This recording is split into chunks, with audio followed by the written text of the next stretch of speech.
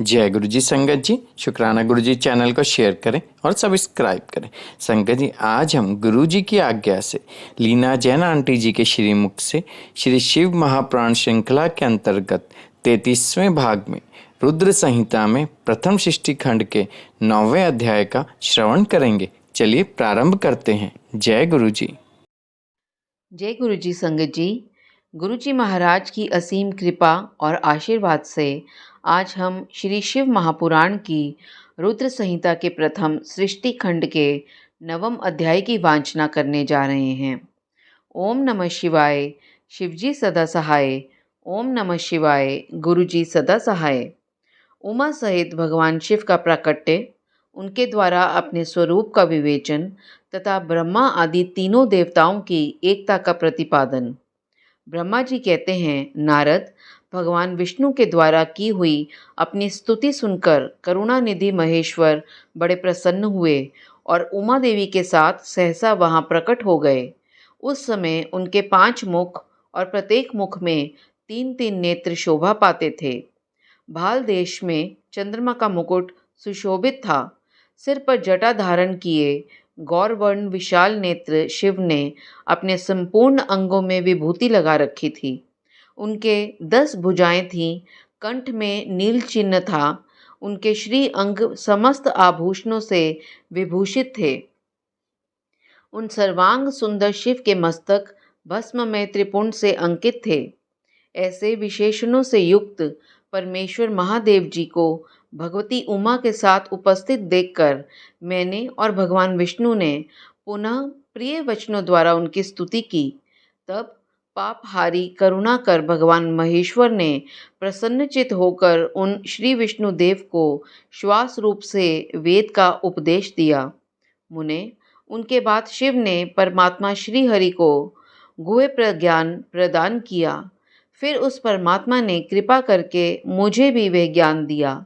वेद का ज्ञान प्राप्त करके कृतार्थ हुए भगवान विष्णु ने मेरे साथ हाथ जोड़कर महेश्वर को नमस्कार करके पुनः उनसे पूजन की विधि बताने तथा सदुपदेश देने के लिए प्रार्थना की। ब्रह्मा जी कहते हैं, मुने, श्री हरि की ये बात सुनकर अत्यंत प्रसन्न हुए। कृपा निधान भगवान शिव ने प्रीतिपूर्वक ये बात कही। श्री शिव बोले, सुरेश गण, मैं तुम दोनों की भक्ति से निश्चय ही बहुत प्रसन्न हूँ। तुम लोग मुझ महादेव की ओर देखो। इस समय तुम्हें मेरा स्वरूप जैसा दिखाई देता है वैसे ही रूप का प्रयत्न पूर्वक पूजन चिंतन करना चाहिए। तुम दोनों महाबली हो और मेरी स्वरूप भूता प्रकृति से प्रकट हुए हो। मुझ सर्वेश्वर के दाएं बाएं अंगों से तुम्हारा आविर्भाव हुआ है। ये लोक पितामह ब्रह्मा मेरे दाहिने पार्श्व से उत्पन्न हुए हैं और तुम विष्णु मुझ परमात्मा के वाम पार्श्व से प्रकट हुए हो। मैं तुम दोनों पर भली भांति प्रसन्न हूँ और तुम्हें मनोवांछित वर देता हूँ। मेरी आज्ञा से तुम दोनों की मुझ में जो सुदृढ़ भक्ति हो, ब्रह्मन, तुम मेरी आज्ञा का पालन करते हुए जगत की सृष्टि करो और वत्स विष्णु, तुम इस चराचर जगत का पालन करते रहो।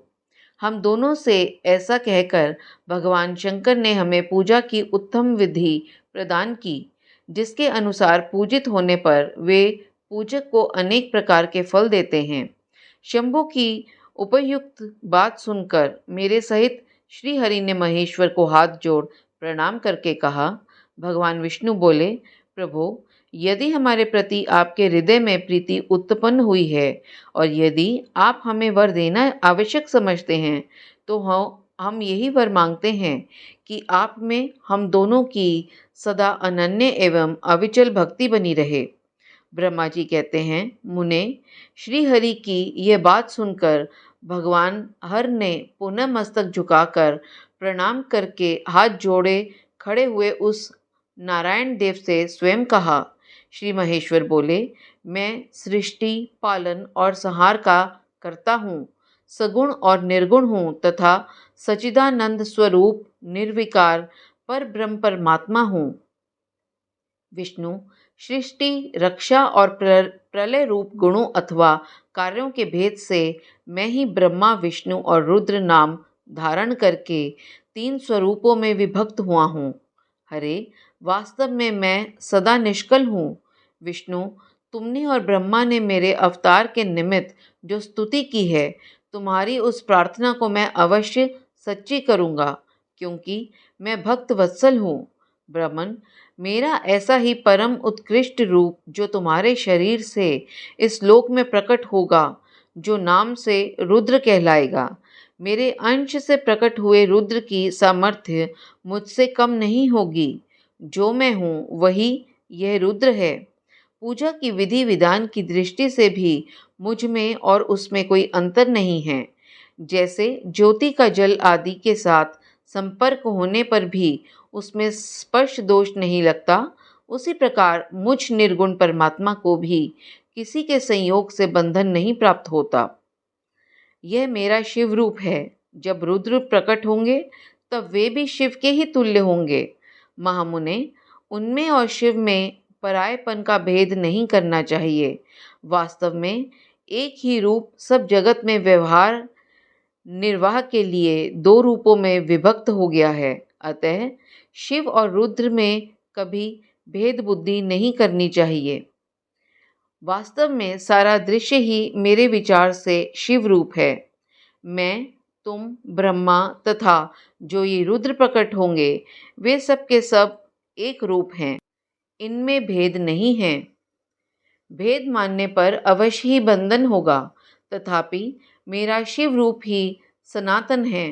यही सदा सब रूपों का मूलभूत कहा गया है। यह सत्य, ज्ञान और अनंत ब्रह्म है। ऐसा जानकर सदा मन से मेरे यथार्थ स्वरूप का दर्शन करना चाहिए। ब्राह्मण, सुनो, मैं तुम्हें एक गोपनीय बात बता रहा हूँ। मैं स्वयं ब्रह्मा जी की भ्रकुटी से प्रकट होऊंगा। गुणों से भी मेरा प्राकट्य कहा गया है। जैसा कि लोगों ने कहा है, हम तामस प्रकृति के हैं। वास्तव में उस रूप में अहंकार का वर्णन हुआ है। उस अहंकार को केवल तामस ही नहीं, वैकारिक अर्थात सात्विक भी समझना चाहिए, क्योंकि सात्विक देवगण वैकारिक अहंकार की ही सृष्टि हैं। यह तामस और सात्विक आदि भेद केवल नाम मात्र का है, वस्तुतः नहीं है। वास्तव में हर को तामस नहीं कहा जा सकता। ब्राह्मण, इस कारण मैं तुम्हें ऐसा करना चाहिए। तुम तो इस सृष्टि के निर्माता बनो और श्री हरि इसका पालन करें, तथा मेरे अंशों से प्रकट होने वाले जो रुद्र हैं, वे इसका प्रलय करने वाले होंगे। ये जो उमा नाम से विख्यात परमेश्वरी प्रकृति देवी हैं, इन्हीं की शक्ति भूता वाग देवी ब्रह्मा जी का सेवन करेंगी। फिर इन प्रकृति देवी से वहाँ जो दूसरी शक्ति प्रकट होंगी, वे लक्ष्मी रूप से भगवान विष्णु का आश्रय लेंगी। तदंतर पुनः काली नाम से जो तीसरी शक्ति प्रकट होंगी, वे निश्चय ही मेरे अंशभूत रुद्रदेव को प्राप्त होंगी। वे कार्य की सिद्धि के लिए वहाँ ज्योतिर्रूप से प्रकट होंगी। इस प्रकार मैंने देवी की शुभ स्वरूपा पराशक्तियों का परिचय दिया। उनका कार्य क्रमशः सृष्टि, पालन और संहार का संपादन ही है। सुरश्रेष्ठ, ये सब के सब मेरी प्रिया प्रकृति देवी की अंशभूता हैं। हरे, तुम लक्ष्मी का सहारा लेकर कार्य करो। ब्राह्मण, तुम्हें प्रकृति की अंशभूता वाग देवी को पाकर मेरी आज्ञा के अनुसार मन से सृष्टि कार्य का संचालन करना चाहिए, और मैं अपनी प्रिया की अंशभूता परात पर काली का आश्रय ले रुद्र रूप से प्रलय संबंधी उत्तम कार्य करूँगा।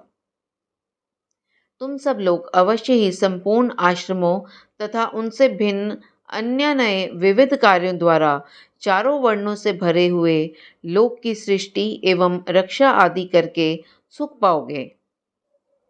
हरे, तुम ज्ञान विज्ञान से संपन्न तथा संपूर्ण लोगों के हितैषी हो। अतः अब मेरी आज्ञा पाकर जगत में सब लोगों के लिए मुक्तिदाता बनो। मेरा दर्शन होने पर जो फल प्राप्त होता है, वही तुम्हारा दर्शन होने पर भी होगा। मेरी ये बात सत्य है। सत्य है, इसमें संशय के लिए स्थान नहीं है। मेरे हृदय में विष्णु हैं और विष्णु के हृदय में मैं हूँ। जो इन दोनों में अंतर नहीं समझता वही मुझे विशेष प्रिय है। श्रीहरि मेरे बाएं अंग से प्रकट हुए हैं, ब्रह्मा का दाहिने अंग से प्राकट्य हुआ है और महाप्रलयकारी विश्वात्मा रुद्र मेरे हृदय से प्रादुर्भूत होंगे। विष्णु, मैं ही सृष्टि, पालन और संहार करने वाले रज आदि त्रिविध गुणों द्वारा ब्रह्मा, विष्णु और रुद्र नाम से प्रसिद्ध हो 3 रूपों में पृथक पृथक प्रकट होता हूँ। साक्षात शिव गुणों से भिन्न हैं। वे प्रकृति और पुरुष से भी परे हैं। अद्वितीय, नित्य, अनंत, पूर्ण और निरंजन पर ब्रह्म परमात्मा हैं। तीनों लोकों का पालन करने वाले श्री हरि भीतर तमोगुण और बाहर सत्व गुण धारण करते हैं। त्रिलोकी का संहार करने वाले रुद्रदेव भीतर सत्वगुण और बाहर तमोगुण धारण करते हैं और त्रिभुवन की सृष्टि करने वाले ब्रह्मा जी बाहर और भीतर से भी रजोगुणी ही हैं। इस प्रकार ब्रह्मा, विष्णु और रुद्र इन 3 देवताओं में गुण हैं, परंतु शिव गुणातीत माने गए हैं। विष्णु, तुम मेरी आज्ञा से इन सृष्टिकर्ता पितामह का प्रसन्नतापूर्वक पालन करो। ऐसा करने से तीनों लोकों में पूजनीय हो जाओगे। संगत जी, इसके साथ ही श्री शिव महापुराण की रुद्र संहिता के प्रथम सृष्टि खंड के 9वें अध्याय का समापन हुआ। जय गुरु जी, शुक्राना गुरु जी।